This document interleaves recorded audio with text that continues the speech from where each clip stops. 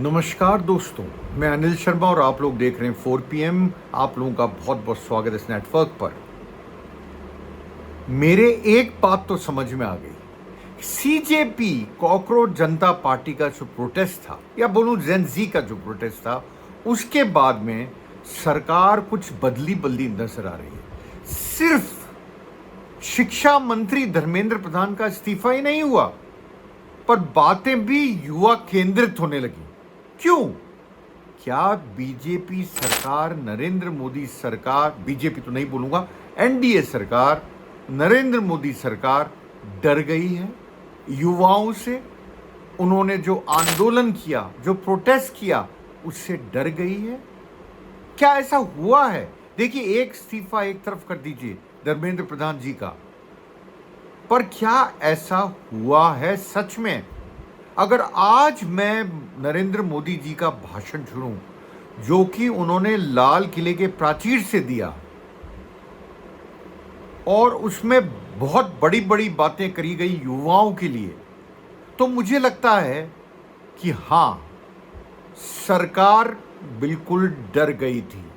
और यह डरी हुई है क्योंकि जो सीजेपी है, कॉकरोच जनता पार्टी, उन्होंने अनाउंस करा है कि हम जंतर मंतर 2.0 बहुत जल्दी चालू करने वाले हैं। सरकार डर गई है और उनको खुश करने के लिए नए नए तरीके आजमाए जा रहे हैं, नई नई बातें की जा रही है। मैं आपको एक छोटा सा एग्जांपल देता हूं। राजस्थान के मुख्यमंत्री आज स्वतंत्रता दिवस पर बोलते हुए उन्होंने क्या कहा? बात ही ये करी, हमारे यहां कोई पेपर लीक नहीं हुआ था, जबकि कांग्रेस कहती है कि कई पेपर लीक हुए हैं। बात करी, हम इतनी नौकरियां दे देंगे, 70,000 पाइपलाइन में है। पता नहीं नौकरियां कौन सी हैं, कौन से पाइपलाइन में हैं। कहते जरूर हैं, पर ज्यादातर जो नौकरियां निकलती हैं वो क्लैरिकल या चपरासियों की या आपके सफाई कर्मचारियों की निकलती हैं। ज्यादातर, मैं ये नहीं बोलूंगा सारी, पर ज्यादातर, क्योंकि आरएस भी निकलती है और भी निकलती है। पर उनका भाषण इस पे केंद्रित था। आप देखिए, बीजेपी की स्टेट गवर्नमेंट्स, या मैं बोलूं मिली जुली सरकारें भी बात इसी पे कर रही हैं। तो नरेंद्र मोदी जी कैसे पीछे रहते? उन्होंने क्या कहा? उनका कहना, मैंने तो आज तक देखिए भाषणों में, उनके 13वां भाषण था, कभी सुना नहीं। युवा हमारी सर्वोच्च प्राथमिकता है। वाह, युवा हमारी सर्वोच्च प्राथमिकता है। ये मोदी जी युवा कब से सर्वोच्च प्राथमिकता हो गए? आज तक तो आपने कभी ऐसी कोई बात करी नहीं। फिर आप करते हैं कि मैं फ्री ऑनलाइन कोचिंग दूंगा, कॉम्पिटिटिव एग्जाम्स के लिए फ्री ऑनलाइन कोचिंग दूंगा, और एआई की ट्रेनिंग भी दूंगा, ये भी बोला उन्होंने।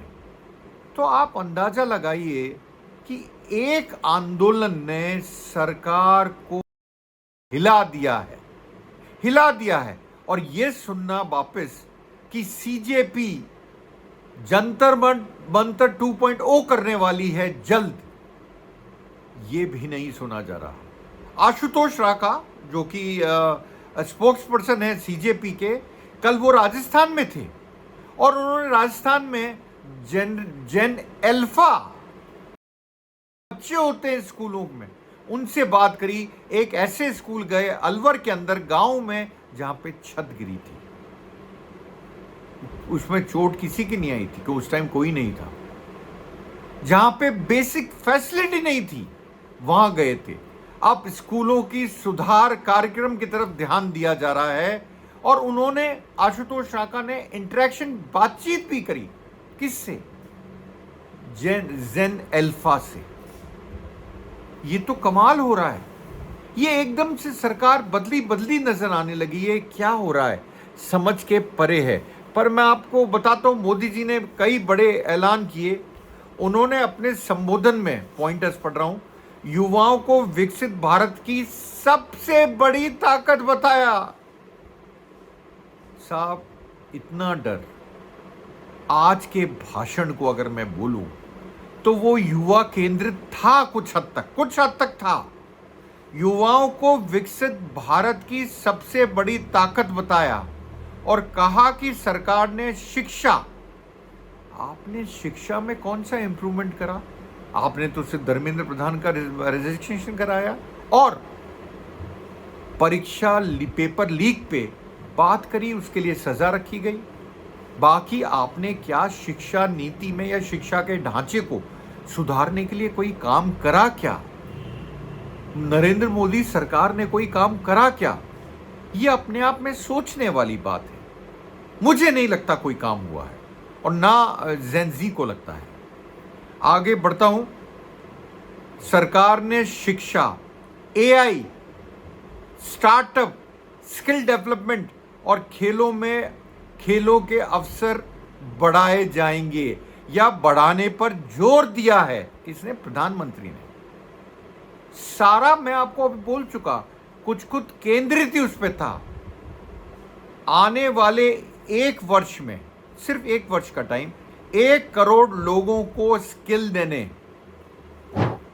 कौन से वाले? एआई स्किल देने, मुफ्त ऑनलाइन कोचिंग का नेटवर्क खड़ा करने और 5 से 15 वर्ष के बच्चों में खेल प्रतिभा खोजने के लिए गांव-गांव व स्कूल टैलेंट हंट चलाने का लक्ष्य रखा गया है। अब आप बताइए, ये अनाउंसमेंट तो बहुत होते हैं हमारे यहाँ। स्मार्ट सिटी हुआ था, आपको याद होगा। मेक इन इंडिया हुआ था, वो बब्बर शेर कहाँ गया पता नहीं। क्या ये पूरा होगा या ये बात भी लाल किले से जो आज उठी है यहीं दब के खत्म हो जाएगी? ट्रैक रिकॉर्ड ठीक नहीं है मोदी जी आपकी सरकार का।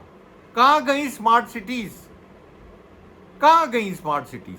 कहां गया मेक इन इंडिया? मैन्युफैक्चरिंग में तो हम उल्टे नीचे आ रहे हैं। चाइना बढ़ रहा है, हम नीचे आ रहे हैं। आप कौन से उसकी बात करते हैं? एआई में करेंगे। एआई में भी हमारे यहां जितना काम नहीं हो, उससे ज्यादा काम तो चाइना और अमेरिका कर चुके। जबकि यह माना जाता था कंप्यूटर्स और कंप्यूटर रिलेटेड जॉब्स में, इंजीनियरिंग में हिंदुस्तान गढ़। उसके बाद भी एआई में इतना काम नहीं हुआ। खैर, आप बोल रहे हैं तो एक बार मान लेते हैं। क्यों बोल रहे हैं? मैंने आपको बता चुका हूं, डर के बोल रहे हैं। सरकार बैकफुट पे है, इसको मानने में मुझे कोई शक नहीं है। और युवाओं को संसाधनों की कमी ना होने देने, उन्हें हर क्षेत्र में नेतृत्व के लिए तैयार करने पर विशेष जोर दिया गया है उनके भाषण में। ये तो बिल्कुल ही उल्टा हो गया। हम तो अभी तक बात सिर्फ शिक्षा की करते थे, ये तो कई चीजों की बात करने लगे प्राइम मिनिस्टर। तो क्या ये सारी पूरी हो पाएंगी? क्या सोचते हैं आप लोग? कमेंट बॉक्स में जरूर बताइएगा। क्या सरकार सच्ची में डर गई है युवाओं से, जेन जी से और अब जेन अल्फा से, जो कि स्कूलों में क्वेश्चन पूछने लगे, सरकारी स्कूलों में, कि हमारे यहां पंखा क्यों नहीं है, क्यों हमारे यहां टॉयलेट क्यों नहीं है, लड़कियों के लिए अलग टॉयलेट क्यों नहीं है, क्यों हमारे यहां सिर्फ एक टीचर है सारे सब्जेक्ट के लिए जो पढ़ा रहा है। ऐसे क्वेश्चन पूछने लगे। मिड डे मील स्कीम, गंदा पानी, इन पे अब जेन अल्फा भी क्वेश्चन पूछने लगी। और यही डर है, यह डर है किसको? नरेंद्र मोदी की सरकार को, कि जेन जी छोड़ो, जेन अल्फा भी क्वेश्चन पूछने लगा। अब तो कई वीडियो ऐसे उभर के आए जगह जगह से, आप लोगों ने देखे होंगे। तो करें क्या? कम से कम भाषण तो दें, उसके अंदर पॉइंटर्स तो दें। एआई बोलें, स्टार्टअप बोलें, कोचिंग बोलें। ये बातें कर रहे हैं डर की वजह से। मैं फिर बोलूंगा, अगर डर ना होता तो ये बातें भी ना होती। मिलता हूं जल्द अपने नई वीडियो के साथ। तब तक यूं ही देखते रहिए। लाइक कीजिए, फॉलो कीजिए, सब्सक्राइब कीजिए, शेयर कीजिए 4 PM न्यूज़ नेटवर्क को। आप लोगों का बहुत बहुत धन्यवाद मेरे से जुड़ने के लिए।